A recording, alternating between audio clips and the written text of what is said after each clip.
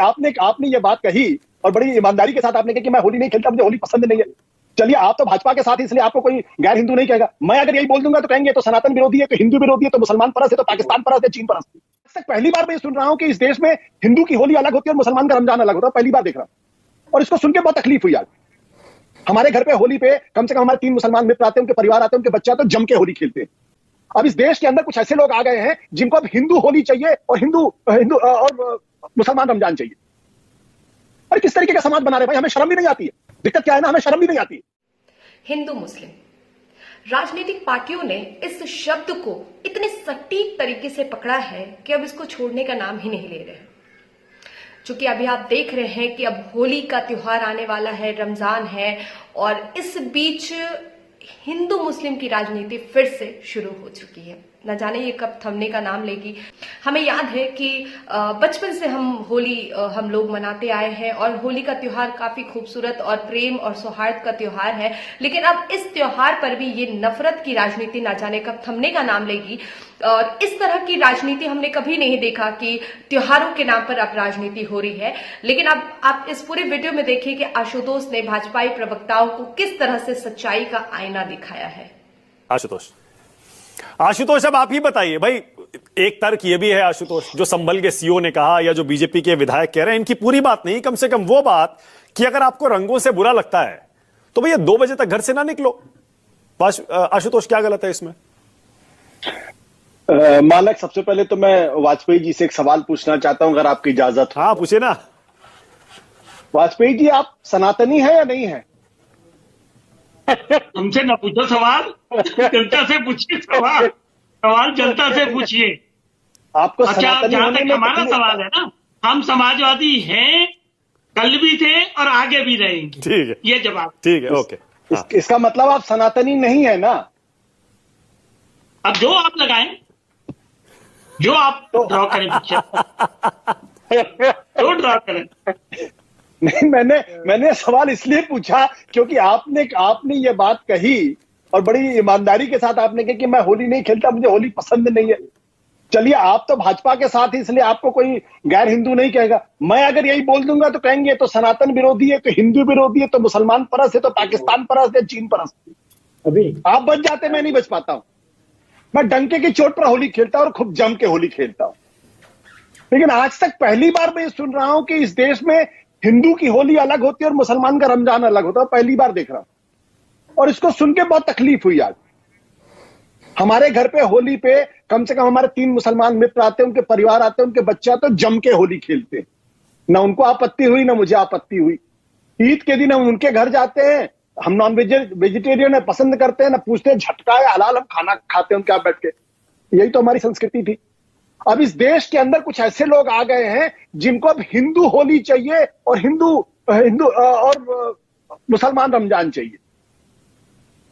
अरे किस तरीके का समाज बना रहे भाई, हमें शर्म भी नहीं आती है। दिक्कत क्या है ना, हमें शर्म भी नहीं आती है। क्यों नहीं आती? आपने कहा कि इनकी बातों को गंभीरता के साथ नहीं लेना चाहिए। इनकी बातों को इसलिए गंभीरता के साथ लेना चाहिए क्योंकि देश के प्रधानमंत्री भी यही भाषा बोलते हैं। आपको याद है ना चुनाव दौरान क्या कहते हैं? इन्फिल्ट्रेटर, याद है ना आपको? या भूल गए आप? गुरु गोलवलकर को भी सीरियसली नहीं लेना चाहिए। उन्होंने किताब लिख डाली पूरी कि इस देश के अंदर मुसलमानों को सेकंड ग्रेड सिटीजन बनाना चाहिए, उनके पास कोई सिविल राइट्स नहीं होने चाहिए। और केसी सुदर्शन को भी गंभीरता के साथ नहीं लेना चाहिए क्योंकि उन्होंने कहा भारत के संविधान को स्क्रैप कर देना चाहिए। तो हिंदू राष्ट्र की वकालत करते हैं। किस किस को गंभीरता के साथ नहीं लेंगे? यही असली चेहरा है भाजपा का और आरएसएस का। मुसलमान विरोध, मुसलमानों से नफरत, असली चेहरा यही है। और अगर मेरी बात का यकीन नहीं है तो उनका लिटरेचर उठा के देखिए और पढ़िए, बंच ऑफ थॉट उठा के पढ़िए, we and our nationhood defined उठा के पढ़िए। पर बंच ऑफ थॉट्स की बात को तो आशुतोष मोहन भागवत कह चुके कि वो बात पुरानी हो गई, उसके बाद से आरएसएस बदल गया है। आजकल आपने कभी सुना महात्मा गांधी की किसी किताब को कांग्रेस ने विड्रॉ कर लिया हो? नेहरू की किसी किताब को विड्रॉ कर लिया हो? कैनेडी की किसी किताब को विड्रॉ कर लिया हो? इस बात को कहने और करने में बहुत फर्क है। गोलवलकर तो साफ कहते थे भाई इस देश के मुसलमानों को सेकंड ग्रेड सिटीजन बनाना है, सिविक राइट्स ने रहना हो तो रहे, ना तो ना रहना।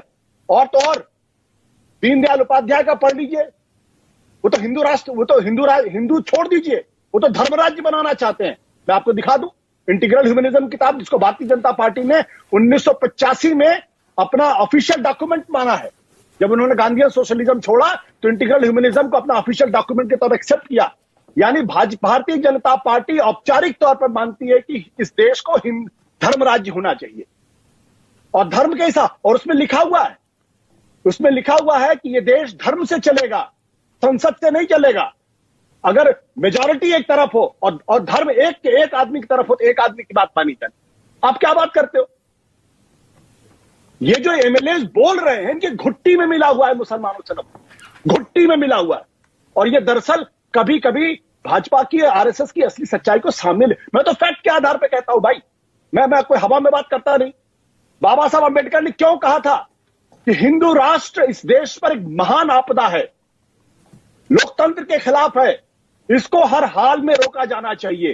ये बाबा साहब अंबेडकर की किताब मेरे पास पड़ी हुई है, ये देख लीजिए। इसमें मैं आपको दिखा देता हूं पेज नंबर कितने पे लिखा हुआ है, अगर आपको यकीन नहीं होगा तो ये लिखा हुआ है, if Hindu Raj does become a fact it will no doubt be the greatest calamity on this country. Hindu Rashtra becomes a fact, it will be greatest calamity for this country, no matter what.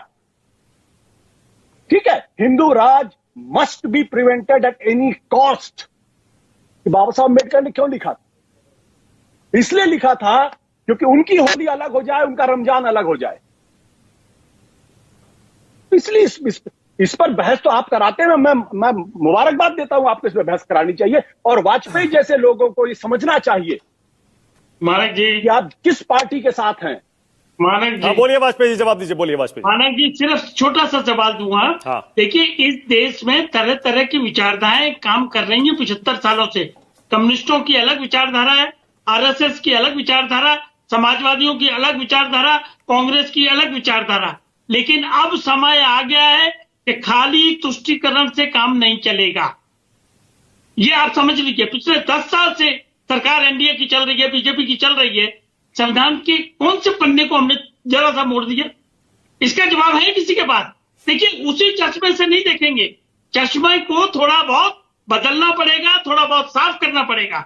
आप ये नहीं कह सकते कि हिंदू विचारधारा खत्म कर दो, या आप उस तरीके से सोचो नहीं। अगर किसी की विचारधारा है वो सोचेगा, लेकिन सरकार एनडीए की है, सरकार बहुमत से चलती है, सरकार पार्लियामेंट से चलती है, संविधान एज इट इज पड़ा हुआ है और उसके हिसाब से काम हो रहा है। ये मेरा सिंपल सा निवेदन है। ओके आशुतोष, बोलिए आशुतोष। वाजपेयी जी, आप कंफ्यूज मत करिए देश को। हिंदू विचारधारा मेरी भी है, मैं हिंदुत्व की बात कर रहा हूं। जो हिंदुत्व गोलवलकर ने अपनी किताब में लिखा है, जिस हिंदुत्व के बारे में सावरकर ने लिखा है। गांधी जी भी हिंदू थे, गांधी जी की विचारधारा भी हिंदू थी। जब गांधी जी से पूछा गया कि आप क्या अपने को हिंदू मानते, बोला हाँ मैं अपने को हिंदू मानता हूं, क्योंकि मैं हिंदू परिवार में पैदा हुआ, वेद उपनिषद में मेरा विश्वास है, मैं गाय मेरे लिए पूज्य है और मैं राम और कृष्ण का भक्त हूं। यह है हिंदू विचारधारा। नहीं आशुतोष, वाजपेयी जी कह रहे हैं अगर किसी की विचारधारा है तो रखने दीजिए ना, देश तो संविधान से चल रहा है ना। 10 सेकंड। बिल्कुल मैं आपकी राय से सहमत हूं, बिल्कुल मैं आपकी राय से सहमत हूं। हिंदुत्व की जो विचारधारा है, लेकिन नफरत फैलाने का अधिकार किसी को नहीं है। Okay, Naval Kishore 10 second. नवल किशोर बहुत देर से कुछ कहना चाह रहे थे। 5 सेकंड। अच्छा आशुतोष कंप्लीट करिए पहले। अगर कल कोई मुसलमान किसी हिंदू के बारे में नफरत फैलाएगा, मैं पहला आदमी हूंगा खड़ा होकर उस मुसलमान का मुखालफत करूंगा। कल कोई क्रिश्चियन हिंदू के बारे में अगर नफरत फैलाएगा, मैं पहला आदमी खड़ा होऊंगा जिसका मुखालफत करूंगा। और अगर कोई हिंदू मुसलमान के बारे में नफरत फैलाने की बात करेगा, मैं हमेशा खड़ा होकर उसके मुखालफत करूंगा। ठीक है, okay. Naval Kishore 10 second. Naval Kishore 10 second. Shivam, आप झूठ बोलते हैं। मैं झूठ बोल रहा हूँ, करता हूँ ना आपकी अभी यही न्यूज 24 पे। टाइम भी खत्म हो रहा है, प्लीज एक सेकंड। नवल किशोर बहुत देर से कुछ बोलना चाह रहे हैं। Only Naval Kishore. Naval Kishore 10 second. Naval Kishore 10 second. Shivam एक सेकंड। नवल एक मिनट। नवल किशोर 10 सेकंड। बाबा साहब की राइटिंग्स बराबर इस सीओ के बाद तो वहां के कलेक्टर बोलते हैं कि ये गलत है और सर्विस कंडीशन के हिसाब से गलत है, उसको योगी जी बोलते हैं कि सही है। तो जो वाजपेयी जी चश्मा की बात कर रहे हैं, चश्मा से कैसे दिखेगा जब मन और दिमाग ही गंदा है? तो मन और दिमाग में ही नफरत है, तो मन और दिमाग में ही भेदभाव पैदा करना है तो कैसे दिखेगा? समस्या यहाँ पे। बोलिए Alok ji 10 seconds. 10 seconds only. Alok ji 10 second सिर्फ। आप ये सोचिए मानक जी, शो के बाद सब दर्शक सोचें कि अगर सरदार खालिस्तान की मांग करने लगे कि सिख राष्ट्र होना चाहिए मुसलमान मुस्लिम राष्ट्र की बात करेंगे, हिंदू हिंदू राष्ट्र की बात करेंगे और क्रिश्चियन क्रिश्चियन राष्ट्र की बात करेंगे, तो ये देश कहां जाकर रुकेगा।